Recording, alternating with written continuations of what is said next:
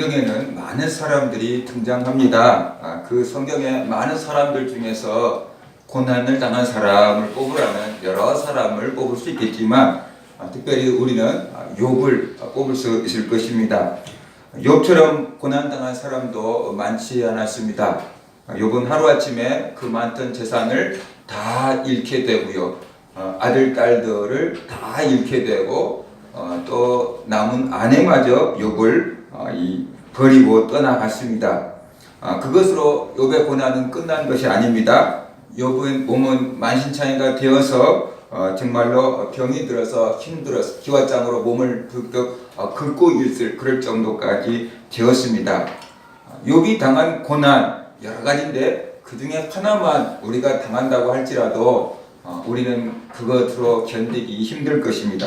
그런데 욥은 한두 가지의 고난이 아니고 여러 가지 고난을 한꺼번에 겹쳐서 이렇게 당한 것을 볼 수 있습니다. 그런데 놀라운 것은 욥이 그 많은 고난을 이겨냈다라는 것입니다. 믿음으로 이겨내고 그리고 갑절의 복을 물질부터 자녀까지 모든 면에서 건강까지 갑절의 복을 받았다라는 것이지요. 욥은 어떻게 고난을 이겨냈을까요?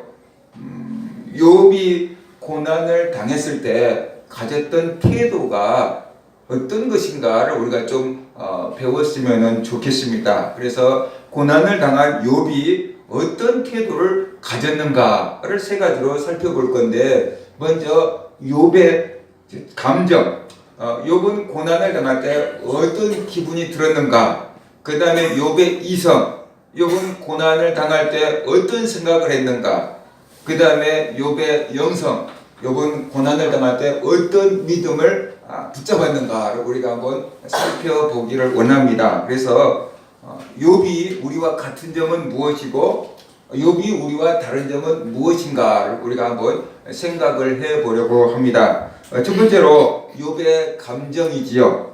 고난 당할 때 욥의 감정은 어땠을까요? 고난을 당하면 먼저 감정적인 반응을 우리는 느낍니다. 두려움, 그런 것부터 시작해서 여러 가지 감정의 변화가 일어나지요. 때로는 이 현실보다 감정을 다스리는 것이 더 어려울 때가 많이 있습니다.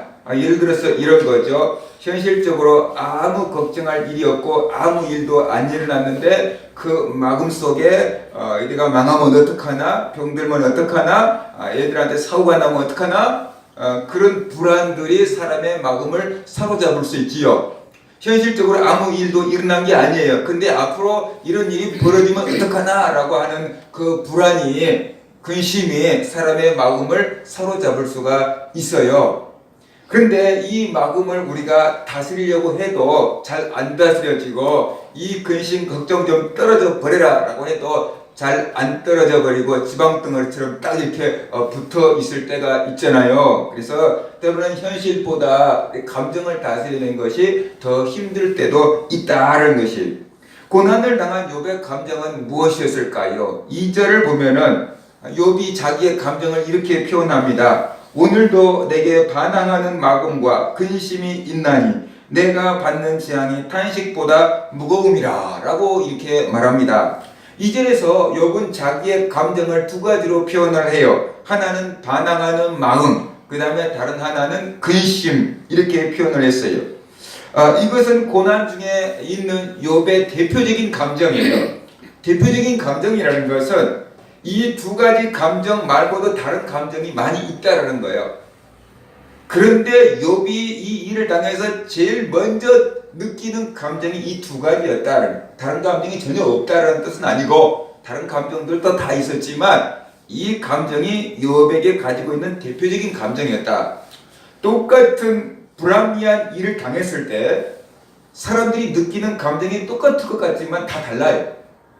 어떤 사람은 분노를 느끼고, 어떤 사람은 좌절감을 느끼고, 어떤 사람은 저 사람을 불쌍하다고 느끼고, 어떤 사람은 짜증난다 그래요. 사람마다 자기가 주로 느끼는 주 감정이 있는 거죠. 근데 다 나처럼 느낄 거라고 생각하면 안 되는데 아무튼 그래요. 그래서 욥이 가지고 있는 대표적인 감정은 바로 반항하는 마음과 근심하는 마음이었다라고 볼 수 있어요. 반항하는 마음이 들었는데 그 반항하는 마음이 무엇일까요? 공동 번역에서는 억울한 마음 이렇게 번역을 했어요. 억울한 마음. 고난을 당하다 보니까 억울한 마음이 들었다는 것. 어떻게 보면 우리가 더 이해하기가 쉬워요. 현대인의 성경에서는 원망하는 마음 이렇게 번역을 했어요. 그러니까 욥이 한꺼번에 이런 고난을 겹겹이 받으면서 욥에게 느껴졌던 감정은 억울한 마음이고 원망하고 싶은 마음이고 누군가에게 좀 대들고 싶고 반항하고 싶은 마음이었어요. 어디라도 좀 화풀이를 하고 싶은데 화풀이할 대상이 없는 그런 마음이었다라고 우리가 이해를 해볼 수가 있어요. 여러분도 아무 이유 없이 욥처럼 고난을 당한다 그러면 뭔가 기분이 있을 거예요. 평안하지는 못할 거예요. 그런데 그 기분이 욥과 비슷한 기분일 수도 있고 좀 다른 기분일 수도 있어요. 욥은 누구에게 반항하고 싶었을까요? 욥은 누구를 원망하고 싶었을까요? 욥은 누구에게 억울한 마음을 품었을까요? 두 가지로 볼 수 있는데요. 하나는 욥의 친구들에게 아마 반항하는 마음이 들었을 수 있어요. 욥이 고난을 당하자 평상시에 잘 알고 있던 친구들이 욥을 위로하자라고 해가지고 욥을 위로하러 왔어요. 그들이 와서 한참 동안 욥을 보고 불쌍한 마음이 들어서 가만히 있었는데 나중에는 그들이 입을 열어서 욥을 위로하겠다고 위로를 해요. 그런데 욥을 위로한 게 아니고 욥이 죄를 지어서 이런 고난을 당했다라고 이렇게 말합니다. 그러면서 너가 죄를 회개해라 그래야지 이 고난에서 벗어날 수 있을 거다라고 이렇게 권면을 합니다. 근데 욥은 내가 아무리 돌아봐도 나는 크게 잘못한 게 없다라고 이렇게 항변을 하지요. 그러자 네가 하나님보다 더 의롭냐라고 하면서 그래도 뭔가 숨겨둔 죄가 있겠지. 죄 없이 고난당한 사람이 어디 있겠느냐라고 하면서 또 더 욥을 죄 쪽으로 몰아갑니다. 그러니까 욥은 그 친구들을 향해서 더 거센 반응을 하지요. 하나님이 있다 그러면 내 죄가 무엇인지 밝히 알게 해줬으면 차라리 속이 시원하겠다라고 할 정도로 욥은 자기가 죄 없음을 무지함을 더욱더 강력하게 표출을 해내고 있습니다. 그러니까 욥의 친구들은 어떻게든지 욥의 죄를 찾아내려고 하고 욥은 어떻게든지 자기가 죄 없는 것을 방어하려고 하다가 보니까 위로한 게 아니고 논쟁이 됐지요. 이런 상태에서 욥은 내 마음을 알아줄 놈이 하나도 없구나. 저것들이 친구라고 믿고 살았구나. 그런 생각도 들었겠지요. 그래서 자기가 죄를 지어서 이 고난을 당한다고 하는 그 친구들에게 화도 났을 것이고 억울하기도 하고 원망도 하고 대들고 싶고 반항하고 싶은 마음이 아마 들었을 수 있죠. 그리고 또 욥은 하나님에게 이런 마음이 들었을 수 있어요. 자기에게 이런 고난을 주신 하나님께 반항하고 싶은 마음이 들었을 수도 있어요. 욥은 자기가 죄가 하나도 없다라고 생각했거든요. 그런데 아무런 죄도 없는 나에게 이런 고난을 주신 하나님, 도대체 그 하나님은 정당하신가? 그 하나님이 계시면 내가 왜 이런 어려움을 당하는지 따져보고 싶다라는 아마 그런 마음도 가졌을 것입니다. 우리들이 억울한 일을 당할 때 하는 말이 있잖아요. 내가 뭘 잘못했다고 그래. 그 다음에 또 한 가지는 이런 거죠. 왜 하필 납니까? 우리가 하나님 앞에서 이런 소리를 할 수 있어요. 우리가 너무 힘들고 어려운 일을 당하면 도대체 내가 뭘 잘못했다고 이럽니까? 그 다음에 또 죄를 지었다고 그러면 나만 죄를 짓으니까 다른 사람들도 죄를 짓는데 왜 하필 납니까? 그런 마음을 우리가 토로할 수 있잖아요. 욥이 그런 마음이었다라고 우리가 볼 수 있어요. 그 다음에 욥의 마음은 근심이었어요. 욥은 무엇을 근심했을까요? 이 상황에 근심할 게 있을까요? 아마 근심보다는 너무 고통스러웠다라는 표현이 더 맞을 것 같아요. 그래서 공동 번역과 쉬운 성경은 우리가 가지고 있는 이 성경은 근심이라고 번역을 했는데 공동 번역과 쉬운 성경은 이것을 신음소리로 이렇게 번역을 했어요. 너무 아파서 신음을 소리를 내고 있는 그 욥의 고통을 욥이 지금 표현을 하고 있다는 거죠. 끙끙 앓고 있는 거죠. 우리가 생각한다면 몸이 너무 아프니까 끙끙 앓고 있는 뭐 그 소리를 표현하고 있는 것입니다. 욥도 우리와 같은 사람이었어요. 몸이 병들어서 너무 아프니까 신음소리가 저절로 나왔어요. 마음도 너무 힘드니까, 낙심하니까, 절망하니까 한숨 소리가 절로 나왔다라고 이렇게 볼 수가 있습니다. 그만큼 욥이 고통스러웠다는 거죠. 고난을 당할 때 욥이 느낀 대표적인 감정은 억울한 마음이었고, 그 다음에 또 하나는 뭐냐 그러면은 너무 고통스럽다. 너무 몸과 마음이 너무 아픈 그 고통을 쓰다라고 영어로는 표현을 하는데 그 쓴 고통을 느끼고 있었다라고 볼 수가 있습니다. 욥만 그런 게 아니고 오늘날 우리가 힘들고 어려운 일을 당하면 지금 살고 있는 저와 여러분도 비슷한 감정을 느낄 수가 있어요. 그것이 분노일 수도 있고 억울함일 수도 있고 원망과 불평일 수도 있고 욥과 같은 그 고통일 수도 있고 때로는 좌절과 절망, 배신감 이런 감정들을 우리는 느끼게 되는 것이죠. 살아있는 사람이기 때문에 그런 감정을 느끼는 거다. 욥도 우리와 같았구나 라는 것을 우리가 볼 수 있어요. 그 믿음의 사람이라는 욥도 이렇게 우리처럼 감정을 다 느끼고 있었구나. 그 사람이 목석처럼 힘들고 아픈데도 아무 감정도 못 느끼고 있는 사람이라고 생각하면 안 돼요. 예수님이 십자가에서 못 박혀 돌아가실 때 예수님은 하나님의 아들이니까 아무런 고통도 못 느꼈을 거라고 생각하면 안 돼요. 예수님도 그 십자가를 앞에 대고 근심하고 고민하여 죽게 되었다라고 말씀하시잖아요. 우리와 똑같은 육체를 가지고 계셔서 우리와 똑같은 고통과 아픔과 절망과 좌절을 다 느꼈다라고 봐야 되는 거예요. 그 감정을 우리가 똑같이 다 느끼고 있는 거죠. 그러면서도 믿음으로 살아갈 수가 있었던 거다라는 것을 우리가 알아야 됩니다. 그 다음에 두 번째로 욥의 이성을 한번 생각해 봐요. 사람은 감정적인 존재예요. 그렇지만 감정만 있는 게 아니고 이성도 가지고 있다라는 것을 우리가 알아야죠. 근데 감정과 이성 중에 어느 것이 더 힘이 세냐라는 거죠. 사람마다 다르긴 해요. 이성이 잘 개발되어 있는 사람은 이성이 힘이 감정을 이끌고 나가지만 대부분 사람들은 감정이 이성을 끌고 다녀요. 그래서 우리가 물건을 살 때 이성적으로 따져보고 물건을 산 것 같지만 실질적으로 딱 꽂힌 걸 사는 거죠. 네. 그래서 물건을 사는 것은 감정으로 사버리는 거예요. 우리가 이성으로 사지 않아요. 막 따져본 것 같지만 그렇지 않고 대부분은 그냥 느낌 가는 대로 이렇게 살아가고 있는 것입니다. 그래서 이성적인 존재이지만 우리는 감성을 가지고 살아가요. 특별히 한국 사람들은 더 그래요. 정에 끌려서 살아가는 경우들이 많이 있잖아요. 서양 사람들은 상당히 이성적인 구조로 살아가는데 우리나라 사람들은 그놈의 정이 뭔지 그러잖아요. 그 정 때문에 그냥 어쩔 수 없이 이렇게 할 때도 있어요. 그만큼 우리는 정 때문에 봐주기도 하고 막 그러는 거예요.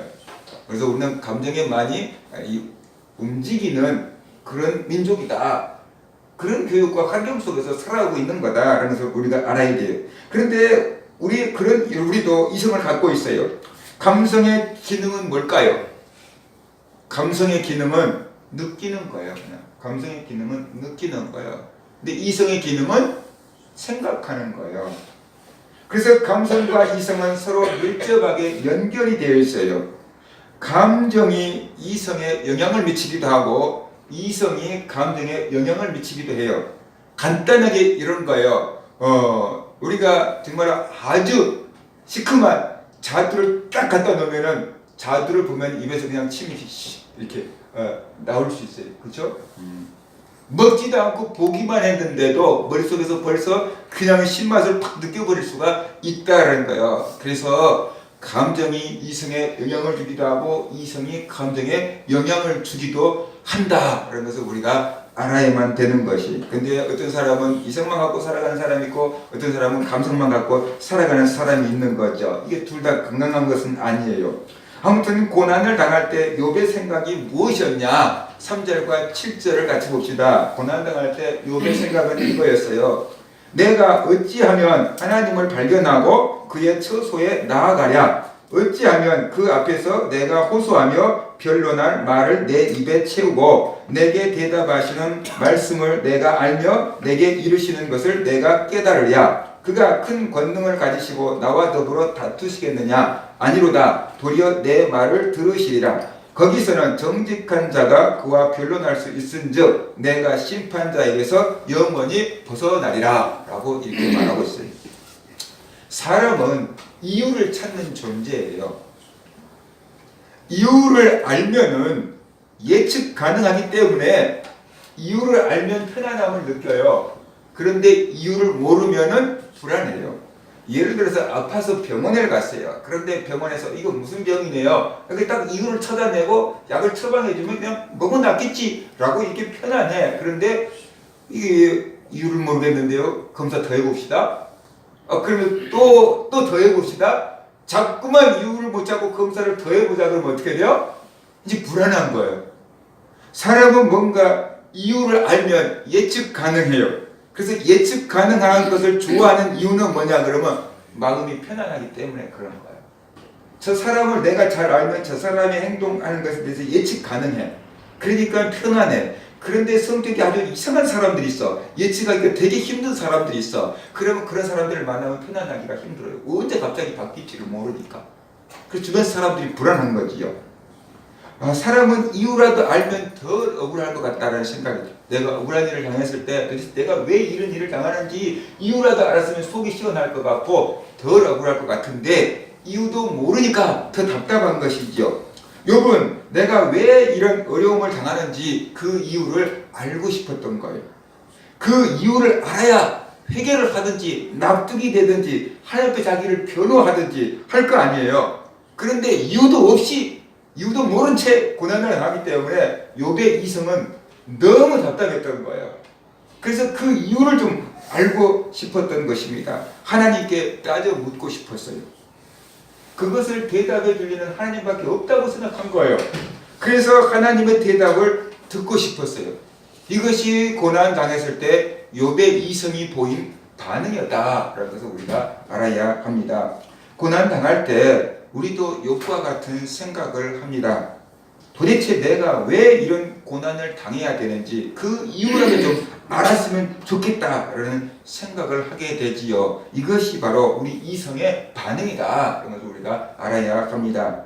이성이 문제를 해결하는 방법은 이유를 찾고 그 이유, 원인을 제거해서 그 문제를 해결하려고 하는 것, 그것이 바로 이성이에요. 그래서 오늘날 공부계나 했다고 하는 사람들, 과학적인 방법들이 전부 다 이성으로 문제를 해결해 가고 있는 거예요. 뭔가 병이 있다, 원인을 찾아. 그래갖고 이것을 또 해결할 수 있는 방법을 찾아. 그래서 문제를 해결해 주는 것이 현대 과학이고 이성적인 사람들이 문제를 해결해 가는 방법이에요. 그런데 이 이성적으로 문제를 해결해 가려고 그러면 시간이 꽤 오래 걸려요. 감성적인 문제는 인터넷에다가 뭐 이상한 동영상, 엉터리 동영상 하나 짜게 띄어갖고 올려버리면 사람들이 속아갖고 막 난리가 나요. 막. 그 광고 하나 보고 사람들이 확 뒤집어져요. 왜? 감정을 건들기 때문에 그런 거예요.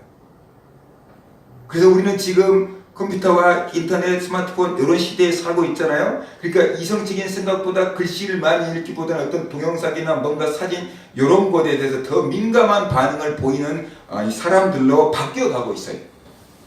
어른들은 옛날 뭐 있어서 쉽지 않지만 요즘 애들은 다 그렇게 그냥 즉각 반응을 보이면서 살아가는 그런 시대가 돼가고 있다라는 것을 우리가 알아야만 되는 것이지요. 욥의 감정과 욥의 이성적인 반응을 보면은 지극히 인간적이라는 것을 보게 되잖아요.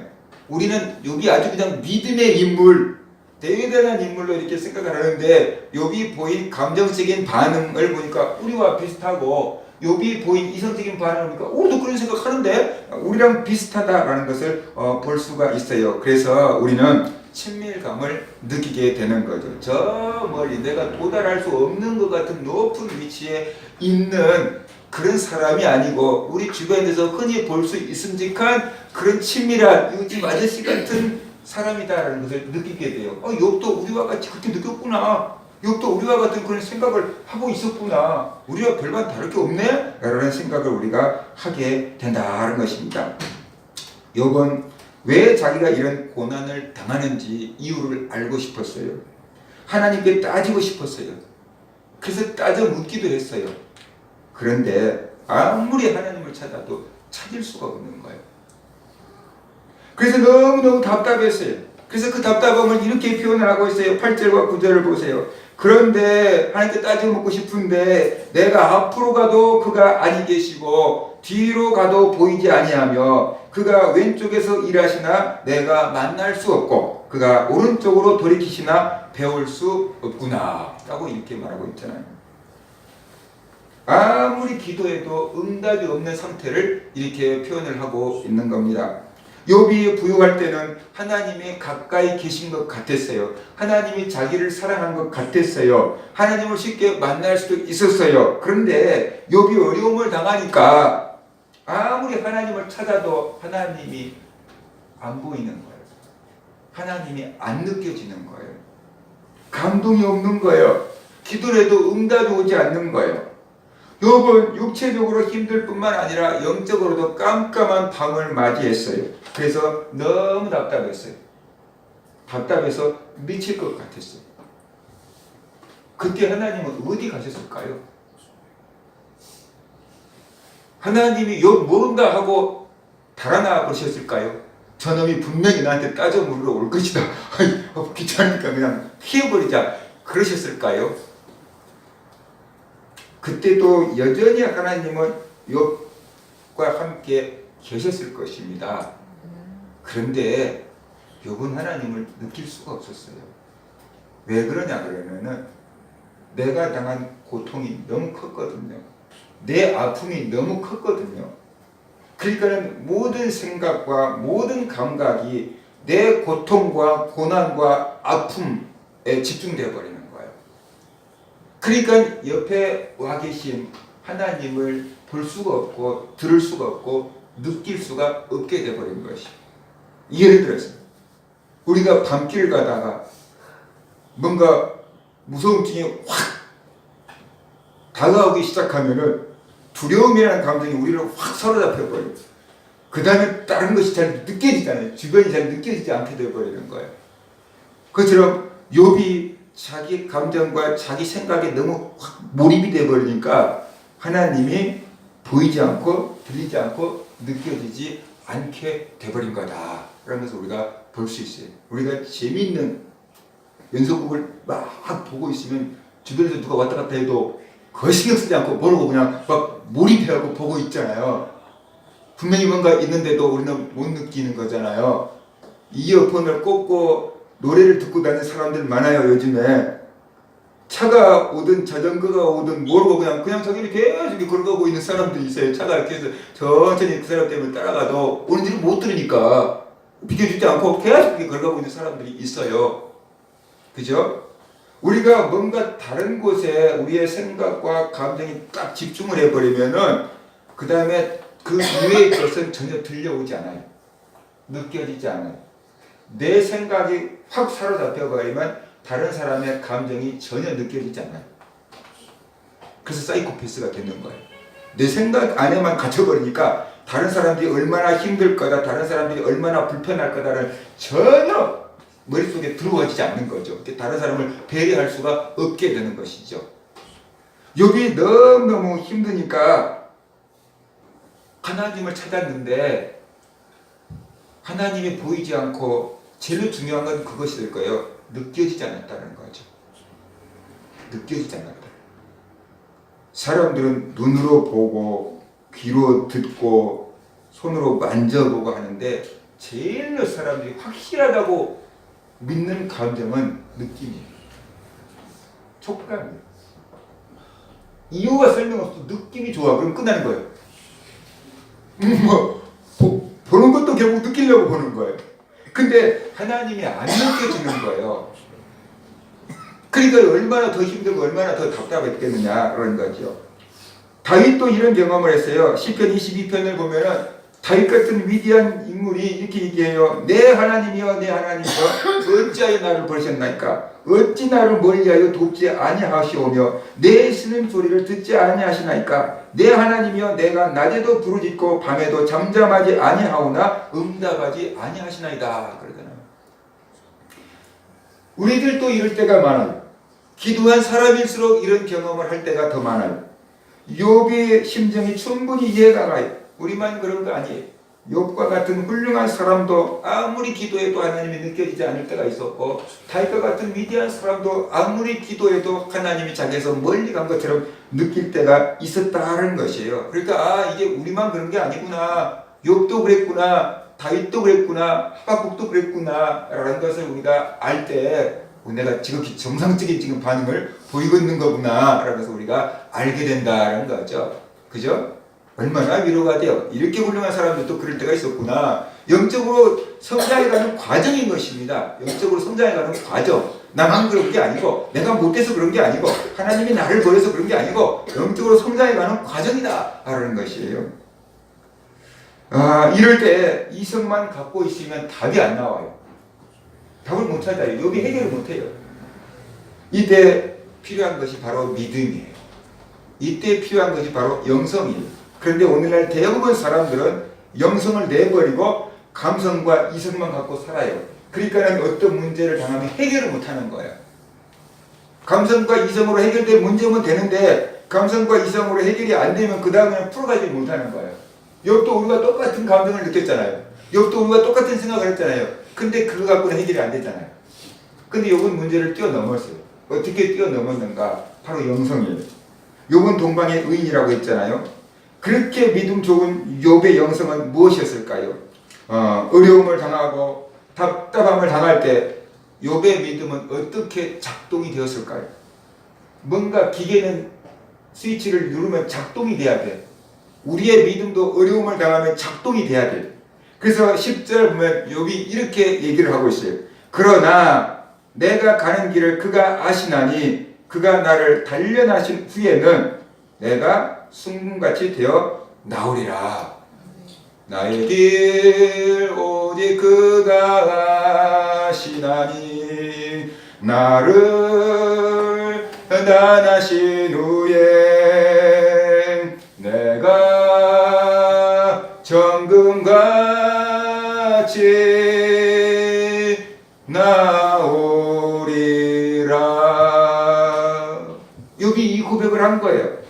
욥이 이 고백을 했는데 이것이 욥의 믿음의 정수였다라고 볼 수 있어요. 이 고백이 없었다 그러면 우리가 알고 있는 욥은 성경에 기록되지 않았을 수도 있어요. 욥은 자기가 왜 이런 고난을 당하는지 하나님께 따지고 싶었어요. 하지만 아무리 찾아도 하나님을 찾을 수가 없어요. 아무리 기도해도 응답이 없어요. 그런 상황 가운데서 욥은 이런 고백을 하는 것이에요. 내가 가는 길을 그가 아시나니 그가 나를 단련하신 후에는 내가 순금같이 나오리라. 아무리 하나님을 찾아도 만날 수 없고 기도해도 응답이 없습니다. 그런데 그런 상황 가운데서 욥의 믿음이 드디어 빛을 발하고 있습니다. 욥은 믿음으로 자기에게 닥친 고난을 해석하고 있어요. 누가 해석해 주는 게 아니에요. 자기가 가지고 있던 그 믿음으로 내가 당하고 있는 이 고난을 해석하고 있는 거예요. 사람은 해석하는 존재예요. 똑같은 것을 보아도 해석하는 게 달라요. 똑같은 것을 보아도 남자가 해석하는 것과 여자가 해석하는 것이 달라요. 똑같은 것을 봐도 아기가 해석하는 것과 어른이 해석하는 것이 달라요. 예를 들어서 초등학교 애들은 그 딱지를 보면 아이고 보물 그러겠지만 어른들이 볼 때는 쓸모도 없는 거 이렇게 볼 수 있다는 거죠. 해석하는 게 분명히 다를 수 있다는 거죠. 욥은 지금 이 고난은 하나님이 자기를 단련하신 거라고 해석을 했습니다. 하나님이 자기를 버리신 것이 아니고 단련하신 것이라고 해석을 한 거지요. 그리고 이 단련을 통해서 자기를 순금같이 만드실 것이라고 해석을 한 겁니다. 이 고난은 자기를 더 정결하게 만들기 위한 훈련이라고 믿은 것이지요. 이 연단을 통해서 자기는 모든 불순물들이 다 제거되고 불순물이 하나도 없는 순금처럼 만들어질 거다라고 믿었던 것이지요. 그러니까 고난을 통해서 이 욥은 고난 가운데 머물지 않았어요. 지금 이 고난을 통해서 자기가 쓰러지고 망하고 죽을 것을 생각하지 않았어요. 고난 가운데에서 고난을 이기고 좋아질 것을 바라보고 있다라는 거죠. 미래의 꿈을 소망을 바라보고 있다라는 거죠. 이 고난의 유익을 바라보고 있는 것이지요. 이것이 욥의 믿음이었고 이것이 욥의 고백이었던 것입니다. 이것이 바로 욥이 가지고 있는 영성이에요.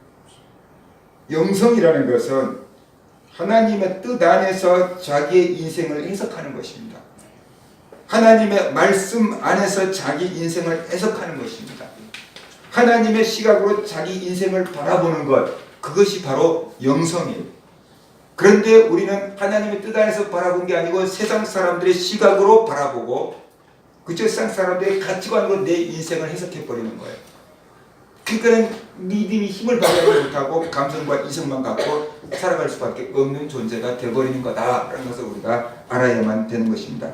보통 사람은 이런 고백을 하기 힘들어요. 이런 고백을 할 수 있다는 것은 욥이 그만큼 성숙했다는 증거입니다. 그래서 사람들이 살아갈 때 정말로 그 사람이 어떻게 자기 인생을 해석하는가를 보면은 얼마나 성숙했는가를 볼 수 있어요. 정말로 우리가 그 정근모 전 과학기술부 장관 있잖아요. 나는 유명한 과학자보다 훌륭한 과학자보다 신실한 크리스찬이 되고 싶다는 그 책을 읽으면은 자기 아들이 병원에서 죽어간다는 소식을 듣고 마지막 자기 아들의 임종을 지키기 위해서 비행기를 타고 자기 아들을 찾아갑니다. 그때 부모의 심정이 어떨 것 같습니까? 우리는 아마 막 눈물을 펑펑 쏟아낸달지 막 가슴이 저며져 숨도 제대로 못 쉰달지 자리에 털썩 주저앉는달지 아마 그럴 거예요. 부모가 돌아가신 게 아니고 자기 아들이 자기보다 먼저 가는 거예요. 이제 산소호흡기를 꽂아놨는데 부모님이 오셔야지 이걸 띱니다. 그래서 산소호흡기를 떼는데 동의하기 위해서 아빠가 아들이 있는 곳으로 비행기를 타고 가고 있는 거예요. 그 부모의 심정이 어떻겠어요? 말로 표현할 수가 없는 심정이잖아요. 그런데 그 정근모 박사는 비행기에서 뭐라는 줄 아십니까? 자기 아들에게 보내는 마지막 편지를 썼어요. 자기 아들에게 자기가 느끼고 있고 표현하고 싶어 했던 그 모든 것들을 편지로 쓰는 거예요. 그러면서 슬픔을 달래는 거예요. 그것을 읽으면서 저는 충격을 받았어요. 어떻게 사람이 이럴 수가 있을까? 그래서 보통 사람과 뛰어난 사람들은 생각하고 느끼고 반응하는 것이 어느 부분에 가서 다르는 거예요. 분명히 달라요. 믿음이 있는 사람과